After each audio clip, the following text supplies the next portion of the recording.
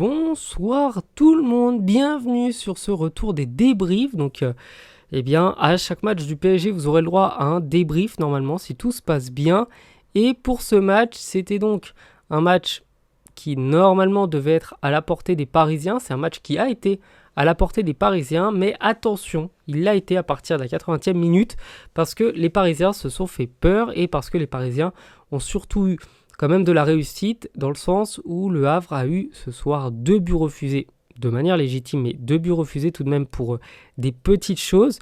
Et ces 2 buts auraient pu complètement évidemment changer la tendance du match. Et les Parisiens, bien qu'ils avaient ouvert le score très tôt grâce à une belle action collective, ils s'étaient laissés surprendre à la reprise de la deuxième mi-temps par une équipe du Havre qui était quand même assez bien organisée, une équipe du Havre qui a posé pas mal de difficultés à ce PSG. Le PSG a mis très longtemps à trouver la faille et il a fallu s'en remettre, une fois n'est pas coutume, à Barcola et à Dembélé pour que leur entrée vienne achever les jambes des Havrais qui, il faut le dire, ont quand même pas mal couru derrière la balle ce soir. Mais les Parisiens dans l'ensemble, même si la prestation elle n'est pas tout à fait égale, la prestation des Parisiens n'est pas mauvaise, attention, je dis pas ça, mais la prestation des Parisiens, ce soir, elle a été pas mal endormie, je trouve. C'est un match de reprise, ça se sent, c'est l'adversaire qu'il fallait au PSG parce que le PSG ne devait pas ce soir jouer contre une grosse équipe déjà bien prête, bien rodée, ça aurait été très compliqué.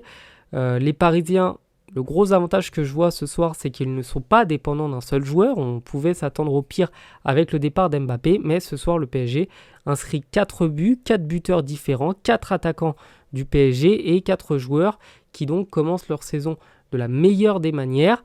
Les Parisiens, évidemment, je pense qu'ils se sont affaiblis par rapport aux dernières années, mais on sent petit à petit que le jeu de l'entraîneur, le jeu de cet entraîneur légendaire qu'on a fait venir quand même pour avoir des résultats, il est en train de se mettre en place. Luis Enrique, c'est quelqu'un qui a une vision du football qui est très particulière, qui est vraiment la sienne. On ne peut pas comparer Luis Enrique avec n'importe quel autre entraîneur.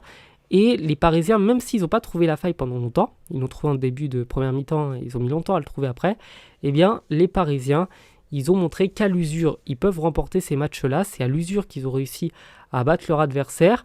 Les autres matchs de l'année seront probablement plus compliqués. Il y aura probablement des adversaires bien plus forts que celui-là.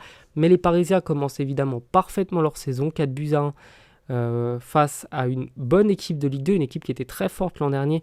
C'est quand même pas rien. Et les Parisiens doivent continuer sur cette lancée, surtout continuer à avoir du danger qui peut venir de plusieurs joueurs. La chose que j'aime bien, c'est que le PSG n'a pas de star sur son terrain, c'est très intéressant à voir. C'est vraiment une équipe de collectif, c'est quelque chose qu'on a beaucoup reproché aux joueurs du PSG ces 10-15 dernières années, de reposer sur 2-3 individualités au grand max. Et là, cette saison, c'est 11 individualités qui font que le PSG a remporté ce match assez facilement au final en termes de résultats, mais c'était pas le cas toute la rencontre. Donc il faut simplement continuer sur cette lancée pour les Parisiens et puis espérer que Paris puisse faire une très belle saison, même si je pense pas que l'effectif soit calibré pour aller jouer la Ligue des Champions, mais ça reste quand même à voir. Ciao.